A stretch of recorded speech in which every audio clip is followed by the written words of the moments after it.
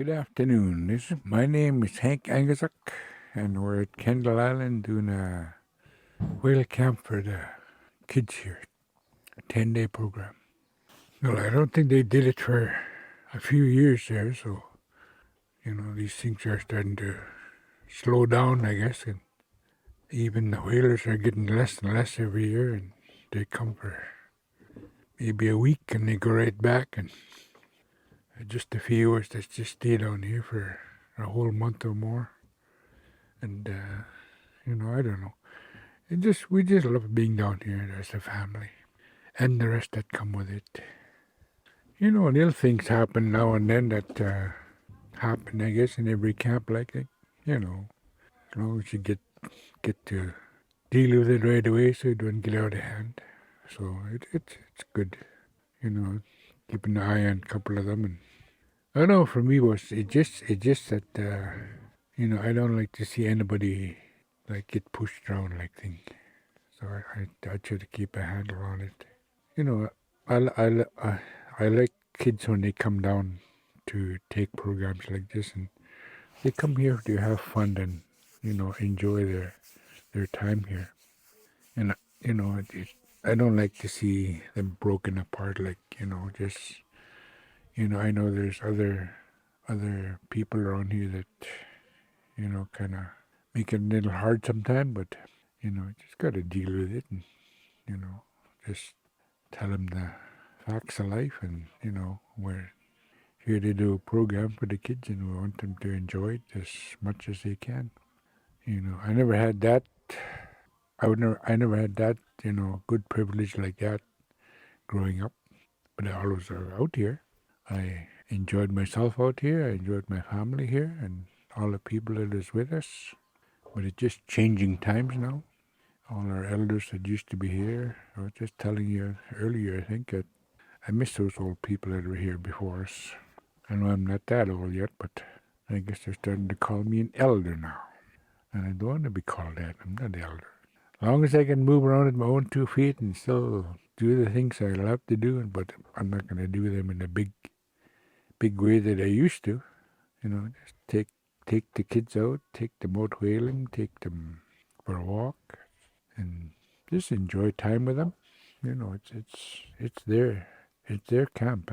We're just out here to make sure they're safe and fed and have lodging, and just love being around kids, especially grandchildren, that watch them grow up and all that. So over the years, it has been an eye opener for us. So because we both come from big families, and we know how it is to be kids, and so good. It's good all around. Good company, especially when you get people from down south somewhere that come and visit. I just love that when other people come around, because that way our culture is, spread away that way. They see it in a different way, like thing. Yeah, and just love being out here, because I've been here most of my life, and I don't think I missed too many summers out here, except for 2 years in a row. That's when I was making roads in Inuvik, paving roads. But I came back after that, and I never missed a summer yet.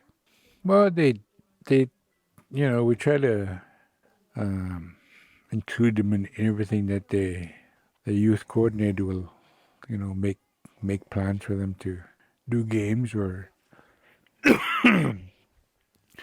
go for walks, and if we do get a whale, they try to let them participate in cutting up and getting do the process of making the whale the healthiest it can be. Involve them in getting water and getting wood, and if they want to play games, like we had them play games the other day, and I think that was a real full day of playing games for them, and they sure enjoyed it. I know that. I enjoyed it. I enjoyed my time here, and with them watching them, I never laughed so much, especially that pudding eating contest. And then the tug of war, it just brought me back to me and my brother was doing the tug of war in Newark there. It just made me laugh, and you just sit there and smoke in the sand, and just like nothing going wrong. good time with the kids. It's like I said before, it's their time. I mean, their camp, so we just got to make sure that it's run in the way that they want it to run. Like I said, we're always going to get a little bit of flack. I mean, we're not going to have everything, you know, all good and that. Something's got to happen sometime to wake us up a little bit and try to make it better for them. We got one whale, I think it was on a third or second day.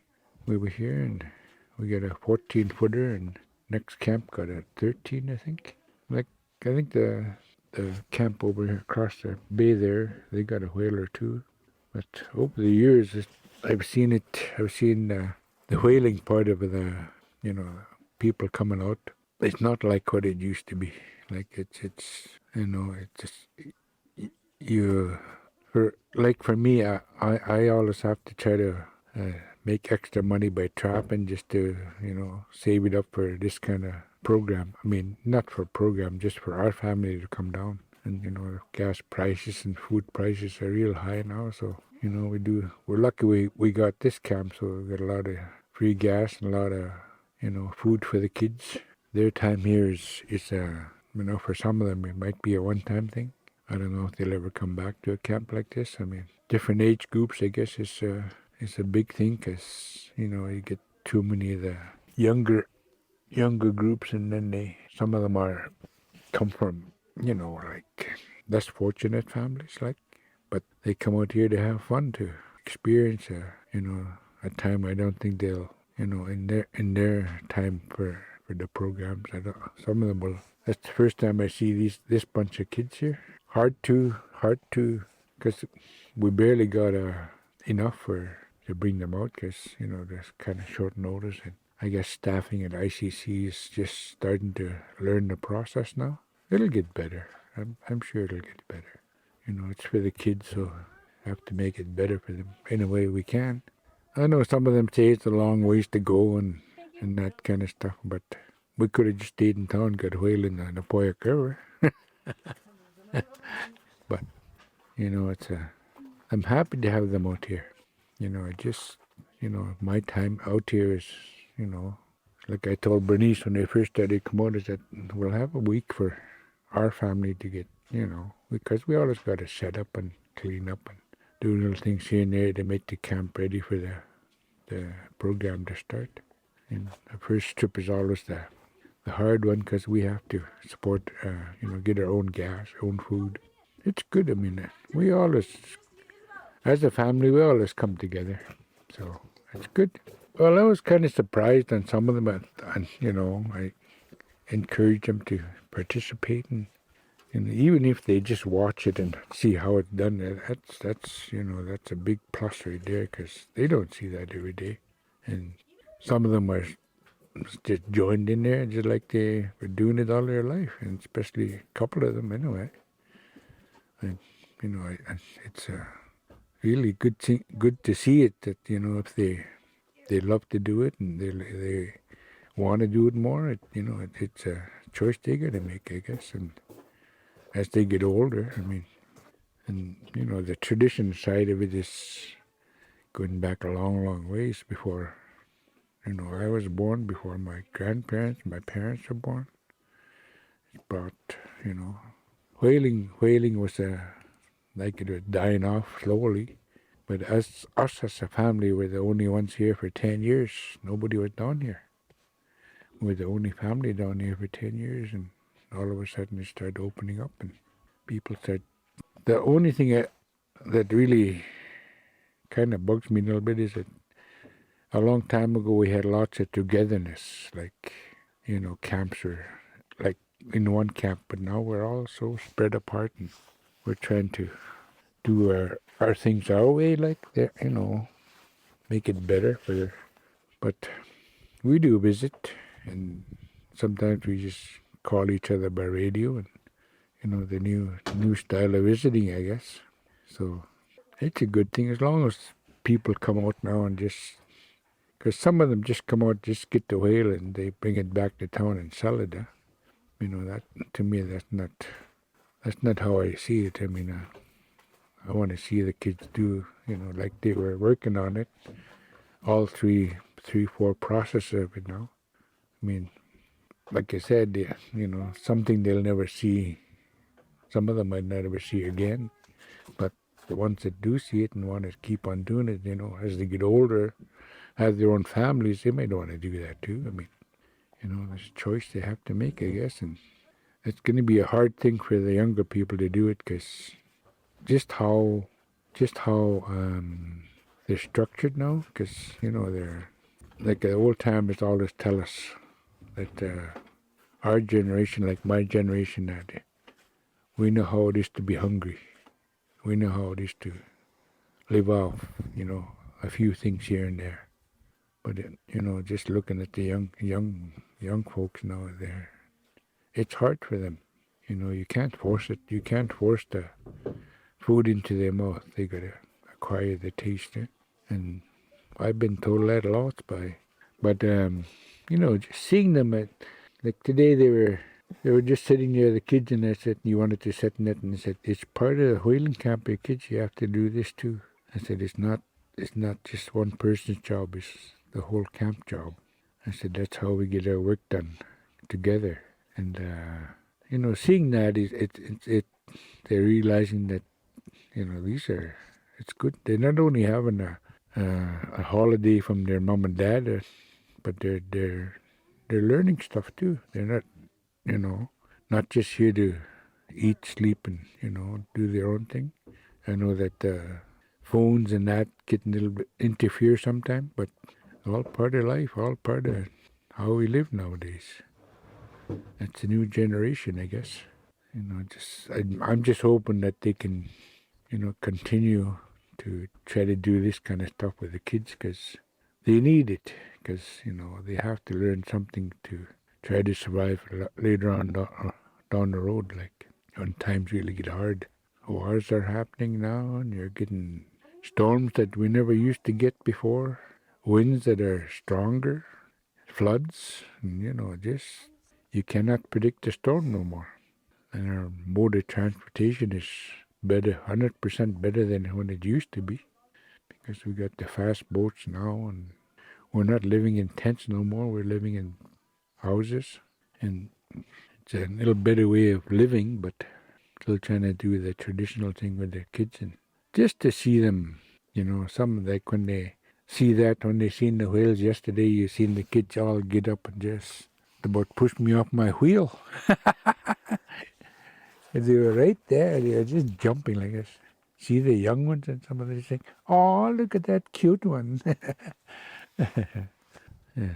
But it's something they have to, either they're gonna do it or they're not. I mean, it's gonna be an experience. So, some of them, especially when they see the whales close up, that close to the boat, because I like to hunt. I like to hunt when the whales are right there, not way out there. Just easier. The togetherness, and not to see who's better than who. I know they like to compete, and especially when you had the games the other day, there's a few of them that did better than others, and some of them felt like they had the choice to jump in, but they didn't want to. And for them, it's a thing that they're gonna remember. I mean, I don't know if they see it when they're in town doing that kind of stuff, because Northern Games right now is not as big as it used to be, and it's good that they're doing it, but out here, that's where when I tell them that we did this kind of stuff, Northern Games is part of our summer camp, really. They do that after a long winter and a long spring. They need a place to come down to wine yourself out get ready for the next season. And that's how I look at it. Because it just comes natural to us that used to stay out in the land all the time, all that stuff that we're doing. From being a participant in Northern Games for a while. I mean, the hefty guys is always doing the like all the strong games like the muskox pull, arm pulls, the finger pulls, rope wrestling, all that kind of stuff. You see most of the big guys come out then, but some of those smaller ones are pretty strong. I know we witnessed this in Tuck that one year. Can't underestimate another person. You just gotta try. You can't say you're stronger than everybody else. Just family-oriented games that, somebody thought about and wanted to do it. And Edward Edward Lenny one time told us in Northern Games that these games here originated from all the whale camps that you see around, even coming from Alaska. All those kind of, he tell a story behind it. So the people that go out whaling, they were already doing it. It just wasn't in a big setting, you know. So after they put a thing on like that, it became a big thing, and it must be worldwide now. It's been told by people that want to spread the traditions of the Inuvella. It's not only the Inuvella, it's the Gwich'in, it's all the Métis, all the people that are like to stay out in the land. They have their own way of playing games too, and it's like I said, it's a thing from winding down from a cold long winter, then spring hunts, and then you have to start thinking about the next season after you do your whaling and pick berries and all that kind of stuff. It's a year-round thing that we have to do to learn how to survive. All part of survival. Huh? Well, it was I guess a tradition that women were some people would put it this way, that they weren't meant to hunt. That's what some of the old timers would tell us. But as time go on, things get more easy to do, and like I said before, some families don't have any boys in their family, so who's going to hunt for them? So I think that's why the tradition kind of got broken. And it's people, other people are starting to do it now. So it wasn't a law. It just was that a long time ago the elders won't permit women to be in a boat, or they said their job is here on the land. After they catch a whale, it's their job to butcher it and put it away. And now the roles are reversed now. It's a man's job now. We just help each other do. Like our grandchildren here really appreciate them, because they're doing all the hefty work now, and they come quite a ways from, like some of them come from Edmonton, some of them from Yellowknife, and they just thing they love to do, and they love to be out in the land, and like to have, instead of going down south for their holiday, they come north. They, it's all about choices. Huh? When they come down to the whale camp and they see what it does, and it's nice. I know it's getting hotter, but we have ways to make our families more comfortable. Like we got the boats and we got the generators now. You could bring a fan out here if you want, but it's something that was broken, but we can't say no to if they want to hunt. They have to learn too. What if they don't get what if some of them don't get a husband when they're growing up and they like to do whaling? You have to look at it that way too, because if they love whaling and they got no husband, then it's a good thing. I don't think it was meant to be broken. They just decided one day that that the lady from the other camp, other whitefish station there, just decided to go, and Dad didn't say no, so there you go. They got a whale. Everybody's starting to do it now, so I don't think you have to have too much stuff against it. They have to harvest some way too to keep their families going. I followed the tradition quite a while, and then when I heard about it, that there was a lady went whaling with the boys and got a whale. So thought about it for a few years, and then I was letting my grandchildren to get their whales when they turned 12, and then I said, well, I think I'll let my girl. She want to go. She comes out with me all the time, and she knows how to do it, and so I just said, well, I'll try once, and if there's waiting for someone to say something about it, but nothing said in the meetings, nothing said in the camp. So I think, well, it must be okay to do it then. I mean, I wasn't the first, so it's just something that I know some people might think it's wrong yet, but I mean, you got to give opportunity to people that want to do it. I mean, it's not only a man's way of hunting; it's also the woman of the household that want to, like, say somebody is a widow and want to go and hunt whales, and they have just much right as we do. To me, I mean, it's been done already. I mean, I can't stop it now. I know my grandchildren, my grandsons are all into it, and so I have no worries there. It's just my daughters and my granddaughters are now into it, so it's just something they want to do. It's their preference. I mean, if they want to go out and hunt, all they have to do is ask. I can't say no to that. You know, pretty soon I'm not going to be able to really move around, so I gotta. And Donna's been taking lots of roles from doing lots of stuff for the setting up the camps and doing the grocery shopping and do the planning for the camp slots. I'm starting to just sit back now and just enjoy the time I have out here, whatever life I have out here left. So, I mean, tradition was broken a long time ago, so I just try to keep it going, just so that the younger folks could understand that how we used to do it a long time ago. But now it's you gotta tell them how it was done long ago, and then now it's being done a little different. I think a lot of people don't understand that what I'm saying is that there are widows that like to hunt too, so they have to have a chance to do it. So I don't think they'll have a too much of an argument on it. I don't think it's being done already. It's just a thing that just has to happen, I guess. Like everything else, first time. I mean, it'd be nice for us to get, for Clavery to get their whale, but I think they're delaying it now till next year. Eh? It's a thing that they started and they want to do it because their ancestors did it. So I'm pretty sure Tuck want to do it too because there's bowheads close to their area too. It's what you want to do in life, I guess. That's main thing is gathering food and fish and berries and all the stuff that we need to go survive our winter. I think that is pretty well.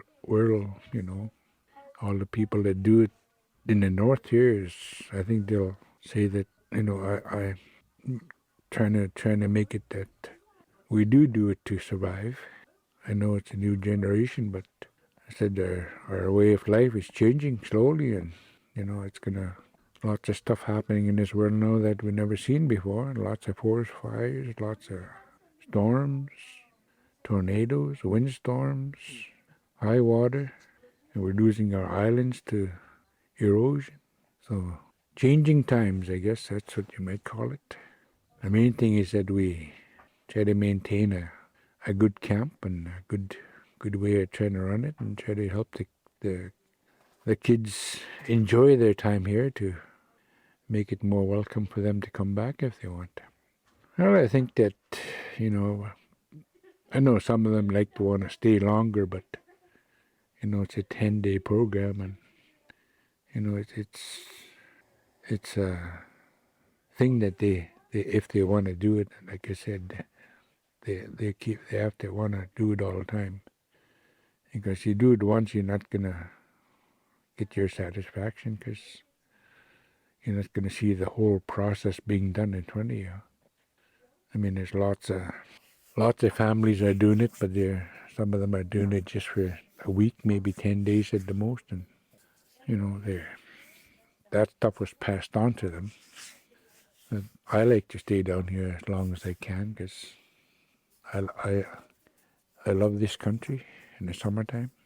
It provides for me, and if the kids can see that, seeing that it's providing for the families that need it, and like I could use the if I could use the family that we lost there, my cousin, where their family's hunting to so that they could have their feast with it.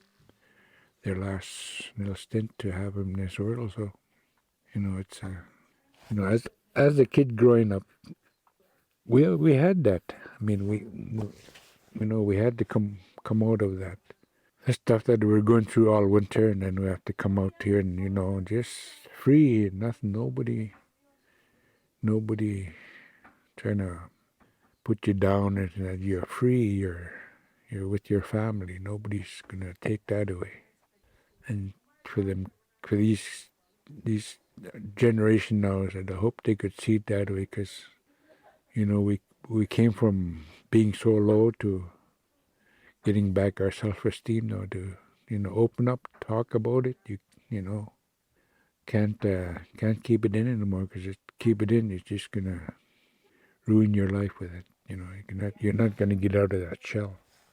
So the young kids, hopefully they'll have some good thing about the camps that they're in. Not only this camp, maybe other camps that's gonna happen. I hope they can grasp it and just see it and try to see what they could do later on in life, and to if that can stay with them the rest of their life, I'd be happy. My time here on earth is not going to be forever, so I'm just glad to do these camps for the children, so that they know that they have something to come back to. I'm just happy that my family's still doing it, and my grandchildren, hoping they can carry it on. Sorry if we're going to get a little emotional. I love this life, and I hope that them seeing it, from me, will be something they can look forward to. And kids are now number one in our things to do with them. Make them more happy and make them more aware of what they can do and what they can do right and what's wrong and all that kind of stuff, because this world is getting really crazy. And it's getting worse as we speak, I guess. I worry about the kids that are in town, and there's so much happening in town that it's not a good thing. I'm happy for these kids that are out here now, and hopefully they can take it and bring it home back to their families and tell them they had such if they could express themselves maybe and tell them say that they had a real good time out here, or they could say whatever they want, I guess. I'm not gonna put words in their mouth and say that they're having lots of fun, but I think they are. I mean, the way they see it, the way they smile lots. Like I said before, they will have a little, every camp will have a little bump here and there to get over, and if you don't talk about it right away, it's not going to get any better. So it's best to try to get it all dealt with right away instead of letting it drag on. It's not going to be good.